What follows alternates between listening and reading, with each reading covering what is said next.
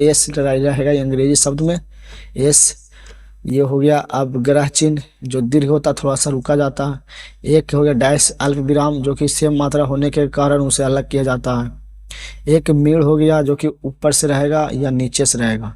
एक सम हो गया, दूसरा खाली हो गया, ताली हो गया। अब इसे कैसे सरगम में प्रयोग किया जाता है दोस्तों जी। संगीत जो स्वर होता है उसका चिन्ह पहचाने बिना हम कैसे हारमोनियम पर प्ले करेंगे, क्योंकि हारमोनियम पर 3 सप्तक होते हैं, मंद्र सप्तक, मध्य सप्तक, तीसरा तार सप्तक। ये तीनों का अलग अलग स्वर चिन्ह होती है। तो आप ये चिन्ह जब तक पहचानेंगे नहीं तो आप हारमोनियम पर प्ले नहीं कर पाओगे। चाहे आप जितना भी सरगम रट लो, जितना भी स्वर ज्ञान कर लो, अगर जो आप स्वर का चिन्ह पहचान नहीं पाओगे कि यह स्वर किस सप्तक का है तो आप इसे कहाँ बजा पाओगे। इसमें तो बहुत सारे रीड दिए हुए हैं, तो आप कौन सी सरगम को किस बटन पर प्ले करेगा, नहीं कर पाओगे। यानी न्यू जो कलाकार होते हैं वह हारमोनियम बजा नहीं पाते हैं। पहली बात कि उनका सरगम इस पर जानकार नहीं होती है। वह तो गा लेंगे, अंदर अंदर जानते हैं कि सरगम में 7 सुर होते हैं, फलना चिल्ला जानते हैं, लेकिन वह कौन कौन से सुर होते, किस बटन पर कौन सा सुर को सेट करना है वह नहीं जानते हैं। कौन सा चिन्ह का सरगम है आपको लिख दिया जाएगा कि लो इसको घर में प्रैक्टिस कर लियो, तो आप नहीं पहचान पाओगे। जब लोग उसका चिन्ह नहीं पहचानोगे तो नहीं जानोगे।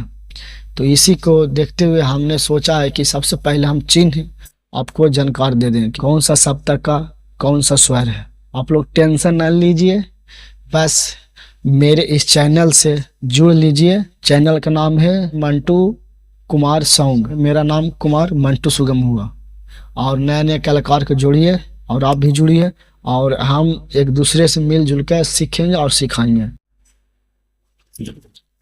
एक बिंदु हुआ, दूसरा आड़ी रेखा हुआ, तीसरा ऊर्ध्वाधर रेखा हुआ, एक डैश हुआ जो कि मात्रा दिखा जाता है, एक तीसरा ऊर्ध्वाधर रेखा हुआ, एक डैश हुआ जो कि मात्रा दिखा जाता है, एक। इसे कैसे सरगम में प्रयोग किया जाता है उसे हम आप लोग को दिखाते हैं। स्वर चिन्ह को कैसे प्रयोग किया जाता है ये वीडियो का हम अंत में आप लोग को दिखाते हैं। सप्तक 3 प्रकार के होते हैं, मंद्र सप्तक, मध्य सप्तक, तार सप्तक। ये तीनों में अलग अलग चिन्ह द्वारा बताया जाता है कि कौन सा सरगम किस सप्तक का है। जिस सरगम के नीचे बिंदी रहेगा, नीचे लिखा हुआ, तो वह मंद्र सप्तक के शुद्ध स्वर होते हैं। मंद्र सप्तक के नीचे एक बिंदी रहेगा और एक आड़ी रेखा रहेगा, तो वह मंद्र सप्तक के कोमल स्वर होते हैं। और जिसमें ऊर्ध्वाधर रेखा रहेगा और नीचे बिंदी रहेगा तो समझिए कि मंद्र सप्तक के तीव्र हो। जिन स्वरों में ना ऊपर बिंदी ना नीचे बिंदी कुछ भी ना लिखा हो तो वह मध्य सप्तक के शुद्ध स्वर होते हैं। और नीचे आड़ी रेखा रहे, सिर्फ बिंदु नहीं रहे, तो मध्य सप्तक के कोमल स्वर होते हैं। सिर्फ एक ऊर्ध्वाधर रेखा रहे तो समझिए कि वह मध्य सप्तक के तीव्र है। जिस स्वर के ऊपर बिंदी रहे, नीचे कुछ भी ना रहे, तो समझिए कि तार सप्तक के शुद्ध स्वर हुआ।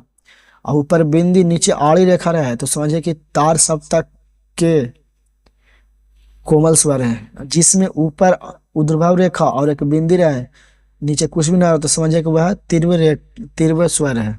तो आप लोग समझ गए कि मंद्र सप्तक, मध्य सप्तक, तार सप्तक, ये तीनों का चिन्ह कैसे कैसे अलग होती है। फिर से एक बार रिपीट कर देते हैं। जिन स्वरों के नीचे बिंदु है वह मंद्र सप्तक कहलाता है, मंद्र सप्तक के स्वर कहलाता है। और नीचे बिंदी और एक आड़ी रेखा रहे तो वह कोमल स्वर कहलाता है। और ऊपर ऊर्ध्वाधर और नीचे बिंदी रहे तो वह तीव्र कहलाता है।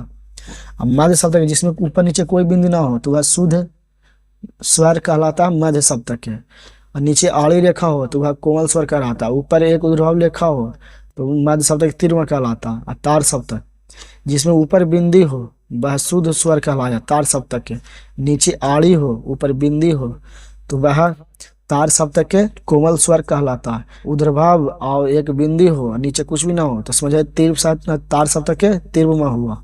इसका हम स्क्रीनशॉट वीडियो में लगा देंगे।